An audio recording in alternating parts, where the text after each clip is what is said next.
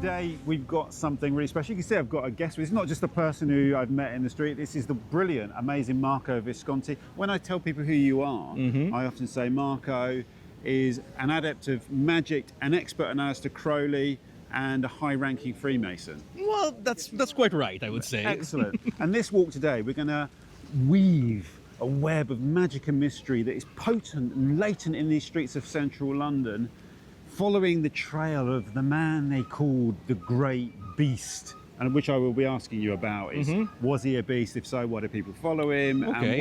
And what is magic? And why? And what happened in these streets around central London? Absolutely. That still fascinates people. And can we still feel it? How do we access it? Sounds like a plan. Right. So we're going to start off. I'll let Marco tell us about it. But we're going to start off a place you'll have walked past. A place that I've walked past many times. I used to sit on the bench beneath it. Never really knew much about it. It's a place of, well, Marco will tell us, but obviously mystery and magic is a given throughout today's walk. Let's go. This is a little bit of a teaser for what's ahead. Marco, do you know why there are sphinxes here on the... Well, it all, dates back with the Victorians' fascination with everything Egyptian. Egyptomania. Like the Egyptomania of the Victorians. And so that's why you'll see all these motifs around here, all over London really, but especially where we're going, just a little bit over there. So Marco, this great obelisk here has always fascinated me, and I'll be honest with you, I've never really known much about it. I always thought it was a little bit of a fake folly, like a Victorian folly. Well, it is not. This is in fact one of 3 obelisks that laid in front of Alexandria for thousands of years, in fact. And it was in the beginning of the 1800s that the Viceroy of Egypt at the time decided to gift it to his political partners all over the world. And of course, one came here in London, and it was rechristened, if you want, Cleopatra's Needle. Of course, it has nothing to do with Cleopatra. It's way older than Cleopatra herself. And there are 2 more of these obelisks, I said. One is in Paris and one is in New York City, actually. I think it's in Central Park, to be fair. This one has an interesting story, and one that leads into our guest of honor for today, which is, of course, the great beast, Aleister Crowley. The story goes that, well, even to get here, this obelisk took a long detour. It was taken over via boats. The boats were, shipwrecked on the Gulf of Biscay, and then another expedition went to get them. Eventually, it got here, and it was erected in 1878. Apparently, inside the base, there is a time capsule, which, including all things from 1878, including apparently pictures of the 8 most beautiful women of the time. Crazy. What's our connection with Aleister Crowley? Well, obelisk represents the lights of the sun, the rays of the sun that comes down from heaven to her to bring divine connection from the heaven above to us who lives in this world. And of course, Crowley being this magician crazy guy that was very much into that Egyptomania we just discussed, he took a lot of inspiration from everything Egyptian. But especially he came here in 1939, just 9 months at the onset of World War II, to issue a statement to the world. And of course, the world were a series of people that he just, roped to follow him for, a nightside romp on the Strand, going to various parties, various pubs, and then at 6 a.m. in the morning, brought them here and in front of the obelisk, declared to them the law of the new eon, that is the Book of the Law, which is central text. Some of you might know, some of you will know it now. Aleister Crowley is mostly known to have established a new magical philosophy, a religion, if you want, which was exactly centered on this reception of this Book of the Law. And in one early at 6 a.m. in the morning on a December in 1939, he declared the Book of the Law to his fellow man, I suppose. I guess one journalist was with them at the time, and apparently he reported the next day that he was a bit of a drunken romp, and everybody was kind of like at odds with what we're doing there. But here, there was a little bit of history, of the secret history that you can find seeping through London everywhere you go. And most of the times you just pass by because you don't realize. But maybe if you lend your ear, you'll find something that talks to you. What's mad is that the base of the statue, you can see it's all marked. This is World War One shrapnels, by the way. Shrapnel marks. Is it World War One from the Zeppelin raids? Wow. There's a bomb dropped right in front of here, and these are like the shrapnel damage.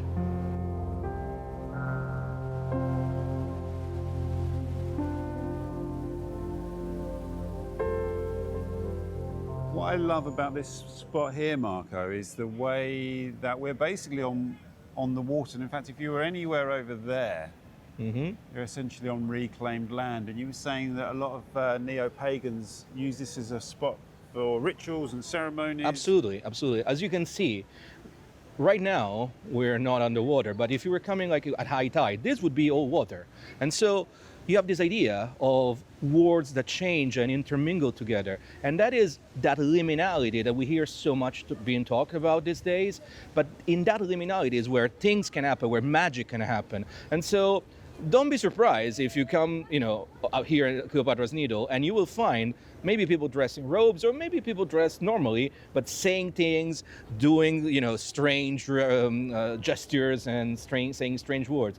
This is a very, very common magical spot in London. And again, this is why I love this city. Like, you can walk, right, we're literally like 5 minutes away from the Strand, and you enter almost like a new world. And this is where the true magic of London lives and breathes, in the space between. What I partly love as well, Marco, about the placement of Cleopatra's Needle is the embankment would have been fairly new if you're looking at 1877. Absolutely, yeah. The embankment was what, 1860 maybe, early? Yeah, because it was created for the sewers. For sewers, yeah, exactly. And to make the water flow faster to the east. So this would have been, on a brand new development.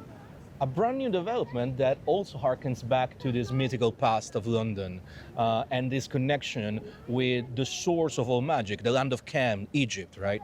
There's one thing that you might have noticed. The Sphinx's position, they're kind of wrong, because if you want, the Sphinxes are guardians, so usually they guard outside, right? But whoever installed them clearly didn't get the memo, and so they're guarding inside. It's almost like they're converging the energy here at the Needle.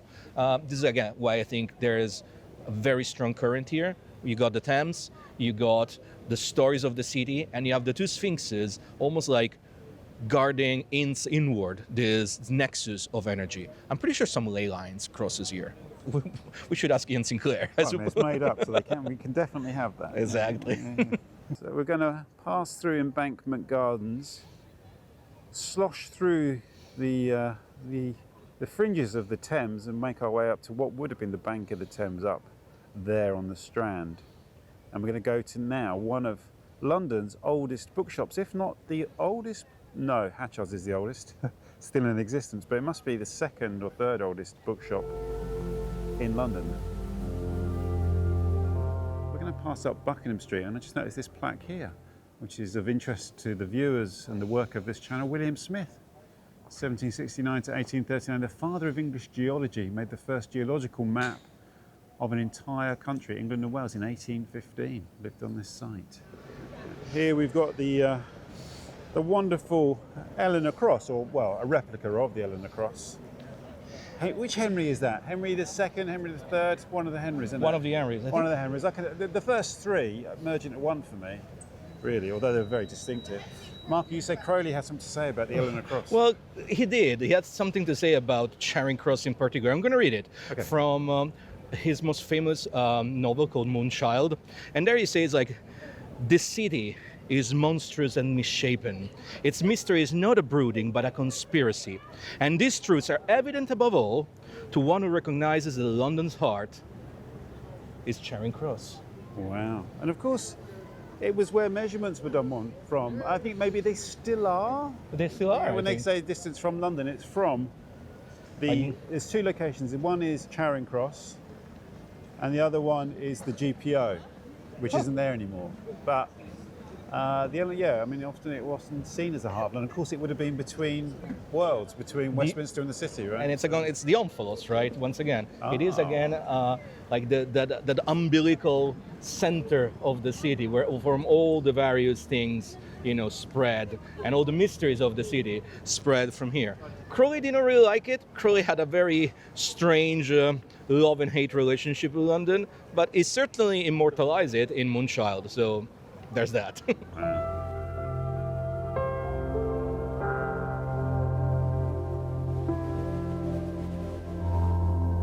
I'm always interested in what brings people to these subjects, and you'll see a lot of people have different backgrounds. You know, I used to do bits of theatre and stuff like that back in the day. Marco was a very successful musician. I mean, I'd heard of Marco as a musician and had a successful career. Just test a little bit, because there might be people here watching this. There will be, not there might be, there will be people watching this who used to listen to your music and don't realise that was you. So yeah, I mean, I played in this band called XP8 for 15 years, more or less. Started in 99, 2000, and went on till 2015, more or less. And we were basically one of the bands that were created this genre called EBM, electronic body music, or rather, I should say, like reinvigorated. EBM was really founded in the 80s with bands like Front 242, Frontline Assembly, but then, like, come to the 2000s, we were the new generation. It was fun. We had a lot of fun. Eventually, I played with this other band, very famous band. You will have heard about it, called VMV Nation. I did one tour with them. We played Coachella right before the reunion of Rage Against the Machine, which was kind of an experience, to be fair. And then I played with this German band called Faderhead and plenty of others. Like, I had a lot of fun. But at some point, you know, things fizzle out, you get older, your body doesn't really take the what it takes to be on tour. Because you have to be on tour, you have to be on a tour bus like 10 months out of 12 to make it work, right? I was talking to John, like, I would be lying to you if I say that I don't miss it. It was fun, but, you know, now we're talking about the Magic of London, which was also my other interest all the time. St. Martin's Lane leading up to Covent Garden, it's one of my favorite places in London.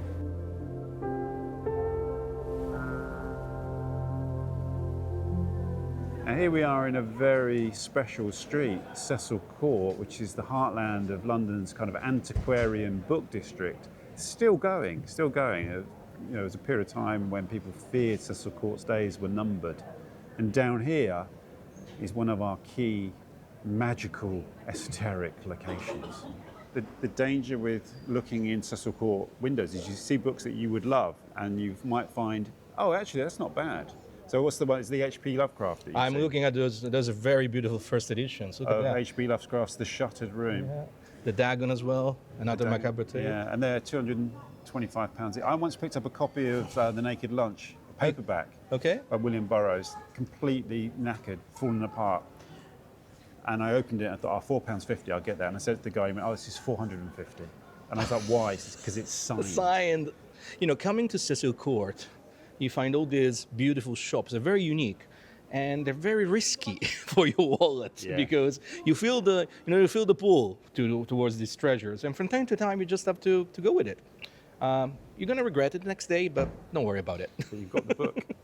A blue plaque for Mozart there, who lived on this site.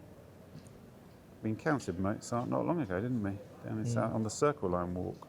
So behind Marco here, we have the incredible Watkins Esoteric Bookshop, one of my favourite places in London.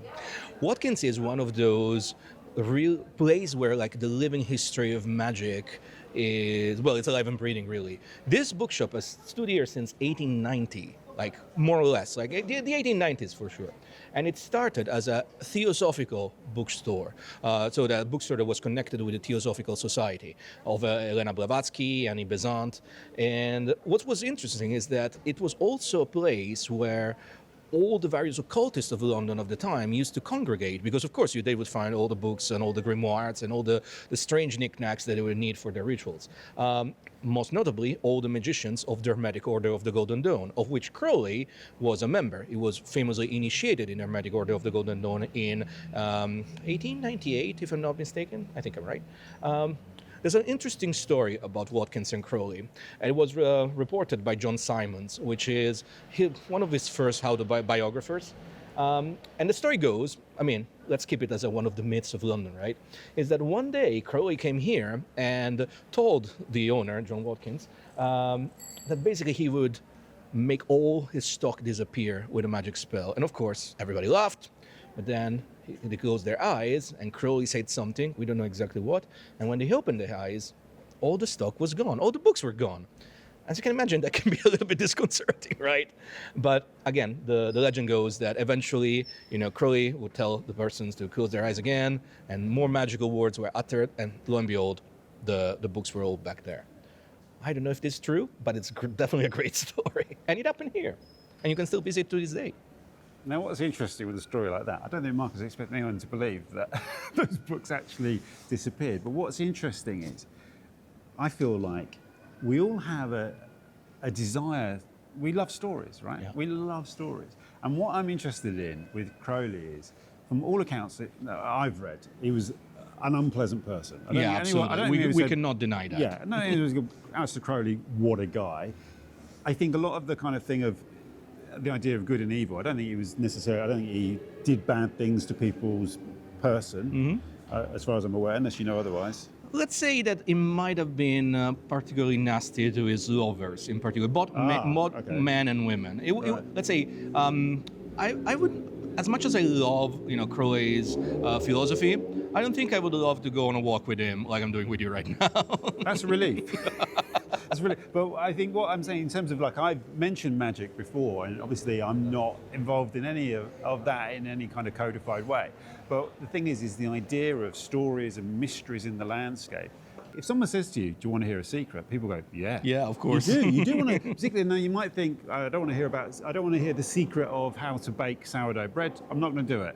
But if someone says to me, "Do you want to hear a secret about Magick, or in fact, Cecil Court?" Cecil Court, yeah, I do want to know about. Yeah. Or do you want to know a secret about, say, a famous person or a member of the royal family? You do, don't you? You do want to hear secrets. I think that as humans, we crave finding the story behind what we can see. Exactly. And that is the secret, right? Like, it's like almost like deconstructing what we can see, we can perceive, and look at the very core of the thing. And that's something that just what's beneath the veil? What's behind? Because you sense things that you can't see. Exactly. I mean, obviously, because we're animals, right? So we sense things we can't see. Like, what's say about lost rivers? You know they're there. Exactly. You know it's there, even though, because you needed to know that where the water was. Absolutely. So you can feel it. I mean, in many ways, like, the secret, the hidden rivers of London really are the secret of this city, like the secret lifeblood of this city. And that's why we love your videos, that we can actually go and see them, right? Yeah, I'm always reading about them. There's another one I read about recently. I used to walk over all the time. There you go. There's an interesting green plaque here. So it says Cecil Court became the heart of the early British film industry and was known as Flicker Alley. All the times I've been down here, I'd never noticed that. There you go. That's another little secret. You found a secret of London now. Another secret. Cecil Court. So we're just going to pass up New Row, which is another great little lane of London. It takes us into Covent Garden and our next magical location. Helios is the god of the sun in Greek mythology. Helios literally means the sun in Greek. And it's also relevant to Crowley because the sun is a very important symbol in Thelema, which is the magical philosophy that Crowley founded in 1904. So it's almost, you can say that we have the rays of the sun that we first met with the obelisk, they're still following us in our walk. It's not bad, right? So Covent Garden Piazza is just down there. And on the subject of magic and things unseen or rarely seen, this is the key location in the first Ben Aronovich Rivers of London series. Actually, it's a Peter Grant series, I think is what it's called. And that first book, The Rivers of London, it kicks off just down there. So this is a literary magical location right here.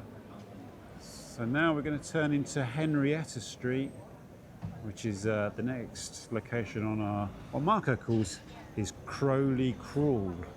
So Marco, what's the story here? So we are here in Henrietta Street, and it's just like a stone's throw from Watkins. And again, this used to be a place where all the magicians of the Victorian era used to mingle and get together. But there's this one particular place over there. I don't know if you can see the 9 Henrietta Street, which is now it's a Fred Perry store. So it's a clothing shop. It used to be a clothing shop also at the time of Crowley. This is where Northam robe makers used to have his shop. And this is a particularly interesting place because this is where Crowley used to send his disciple to buy the robes for his magical order called the AA. The AA stands for Argentum Astrum, which is Latin for Silver Star. And in order to become a member of this magical order that exists to this day, you have to come here in Northam and get the robes. Now, the interesting bit is that Crowley never told the Northam robe makers what all the various robes were for. So, the various disciples would show up and ask, I don't know, the Dominus Liminis robe that was created for the secret rites of Luna. And the guy was like, I don't know what you're talking about. Show me what you need, pretty much. So what's interesting is that to this day, they still sell clothes. I'm not sure that Fred Perry will, help you with your magical robes nowadays, but, the tradition is still ongoing. What kind of dates are we talking about? We're talking now 1909 to, the 1910s, pretty much. So the AA was founded by Aleister Crowley in between 1907 and 1909, and he went on this recruitment spree. So at the late 1909 till 1915, more or less, and then it kind of fizzled out. They did a lot of interesting publications, including one called the Equinox. Was like this. Was coming out every equinox, of course, so twice a year, and it was like this journal of scientific illuminism. And scientific illuminism is this idea that Crowley wanted to share. And the idea behind is that magic has the method of science and the aim of religion, right? So the idea is that the aim is to try to find our connections with the divine. Whatever the divine means for you, it could be God, it could be nature, it could be anything. You have to find it for yourself. But the method must be the one of science. That is, you have to pretty much try and test your methods. You belief is not going to cut it. Faith is not going to cut it. So magic is this way of seeing the world, allowing for strange potentiality to be out there, but you have to put a little bit more than just faith into it. And that's where all the rituals or the spells, if you want to call them, come into play. There are, in fact, some sort of test, like ways to test these ideas. I don't know if it makes sense. I hope it does. Of course, the great Alan Moore, who we made a fantastic video with last year, Ian Sinclair, we went up to Northampton. Alan is a practitioner and just published the Bumper Book of Magick. Yeah. And so you can sort of see the appeal for creative people to get involved in things which are considered a little bit out there and esoteric, because you're already stepping over that line by making stuff. Absolutely. And you're already dipping into something which is like, what is creativity? How do people create things? How do you make stuff up? It's like it's like an alchemy, isn't it? It's not, or actually it can't be if you're going to do it regularly. You have to have a process exactly that you follow. I would say it's similar to what you do with morning pages in many ways. Yeah. That could be that is a ritual if you think about it, right? Because I have a second channel where I do writing, and one of the things I do is a thing called morning pages. We just write 3 sides, stream of consciousness every morning, just to kind of, you'll find out, but it can be a cleansing process, just clear your mind. It can be like a meditation, or it can actually, sometimes you might generate some ideas, right? Some ideas that might come out. And from time to time, it's the muse that speaks to you through these rituals. And again, we don't really realize how much ritual we engage with every day. We just don't call it like that anymore. Tea. Making coffee. Making tea, all this. Coffee, it's like you could reframe it as a way of putting some intent into feeding yourself so that you're ready for the day, so that you align your will to whatever you're set up to do on this day. Like for instance, this morning we got our coffee before starting this video. Very important. That's very important. Very important.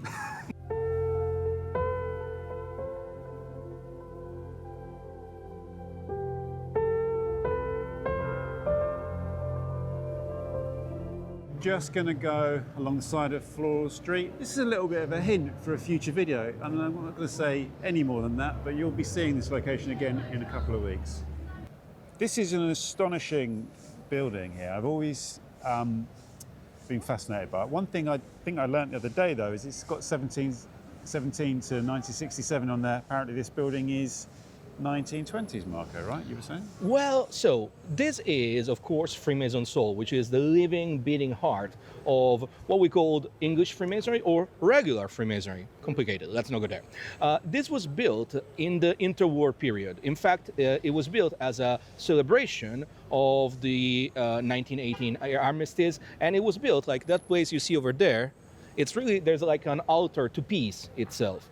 And if you come here into Covent Garden, you'll find oftentimes, you know, men my age, more or less, a bit older as well, going around with their suits and with their suitcases. They're all Freemasons that come to their meetings here in Freemasons Hall. Again, this is one of those strange living nexus of magic here in the city. Crowley, of course, has a bit of history with Freemasons. Freemasonry was very popular in Crowley's time, and he always wanted to become part of the Brotherhood, but he was never really able to get in. He eventually became a Freemason thanks to a man in Mexico, Don Juan Medina, that made him a Freemason. But the problem, remember what I said at the beginning, regularity. When he came back to London, he tried to, you know, have a chat with the Grand Secretary, and of course, they would not recognize him because they would not recognize his initiation.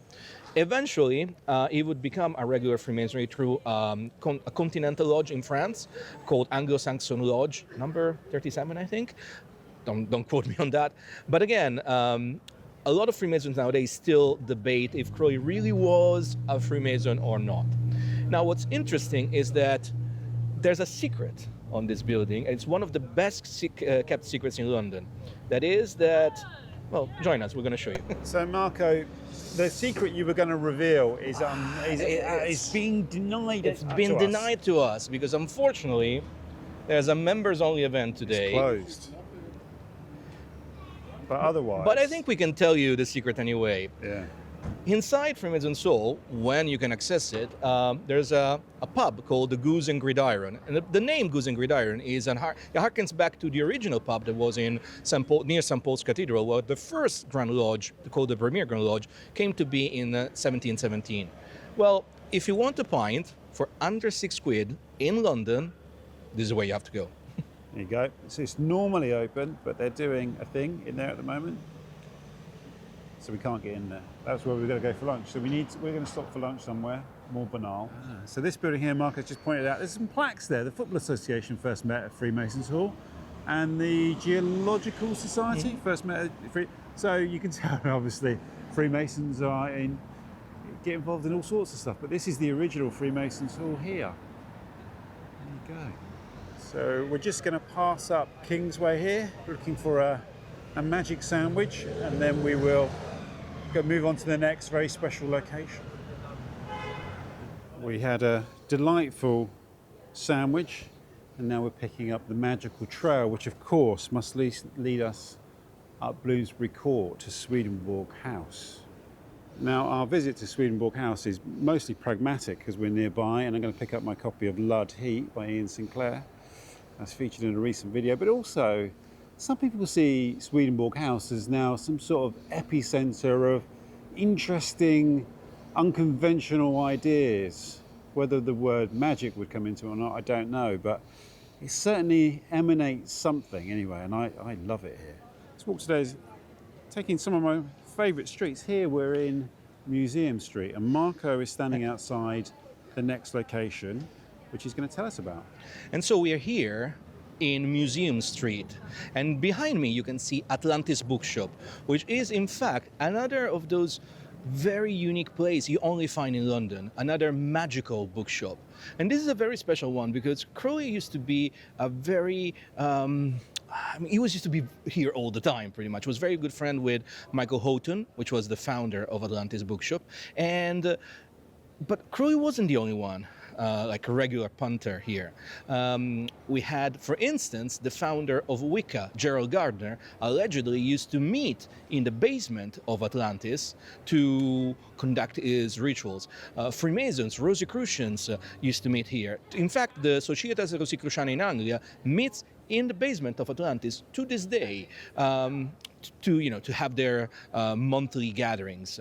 Once again, if you join me, maybe we can actually look something inside, because there's something very special inside. So one of the most beautiful things that you can find here in Atlantis are, in fact, the original painting of MacGregor Mothers, which was the chief of the Dramatic Order of the Golden Dawn.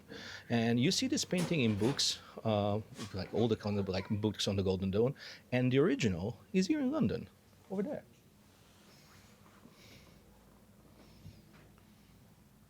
And also, you can see some original Golden Dawn ritual implements. Like the sword, the wand, like the crazy things you find in the city, right, when you look. So, look what we found here. We found a few copies of the Black Path, which I have signed, and they are back on the shelf here. So if you get yourself to Atlantis, there's 2 or 3 of these here. I think these are the only ones out in the wild now. We're just going to cut through the back streets of Bloomsbury and pick up our Crowley Crawl in Regent Street. And we've got a couple more locations to take in this tour of Magic London.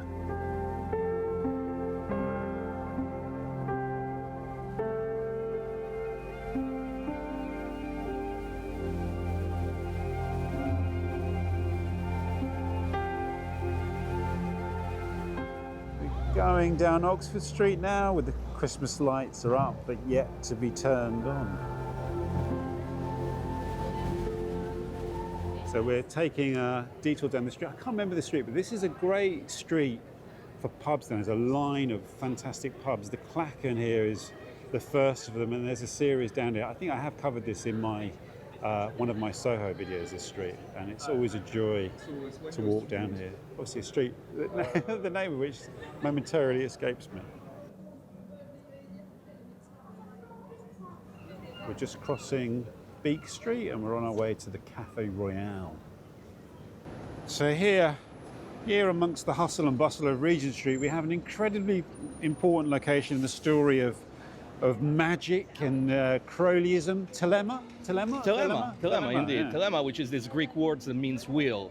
And it's one of those core concepts in this magical philosophy that Aleister Crowley founded. And we talked earlier on in this video about the Argentum Astrum, which was his magical mystical society. But Crowley was also known to become the inheritor of another society called OTO, or Ordo Templi Orientis, which is Latin for Order of the Temple of the East.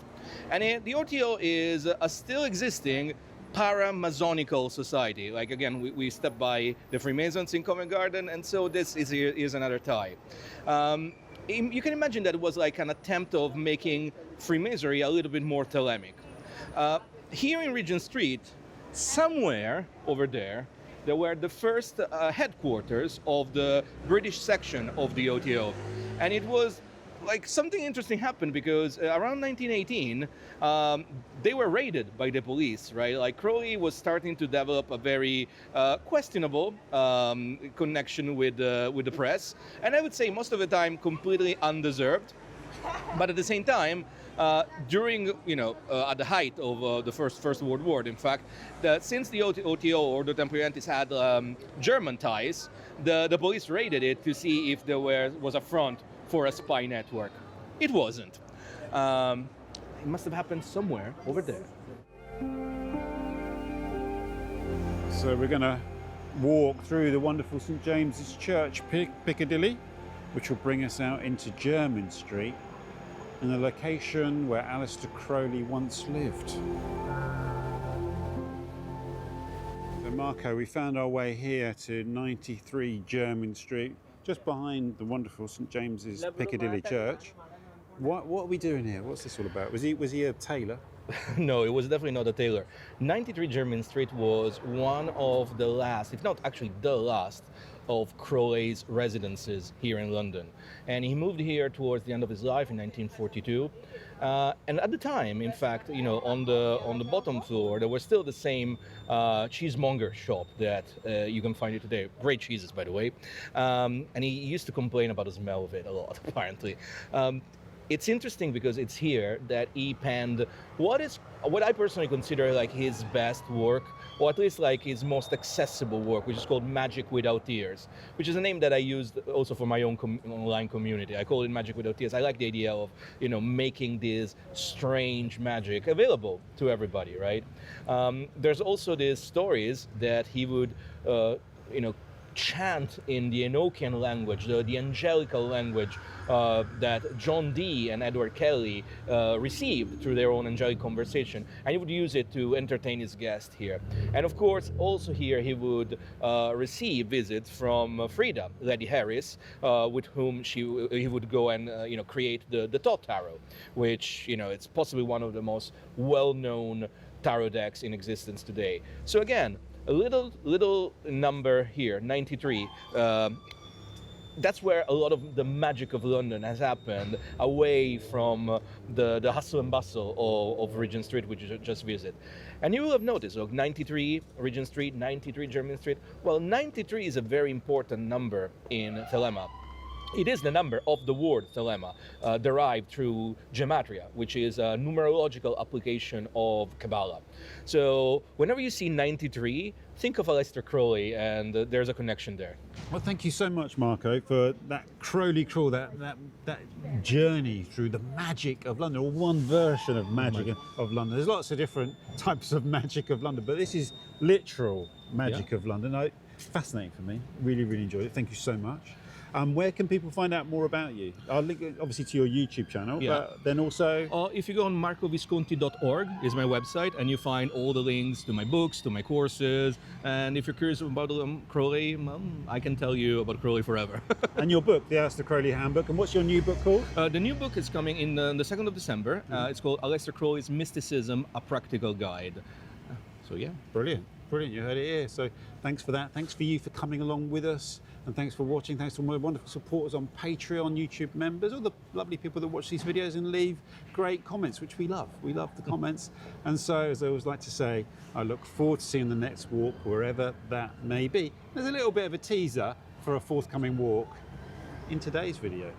It's over the meadow, over the stream, it's where I am going and where I have been. It's been a long day now, it's time for a beer, and now for home, of course I must steer.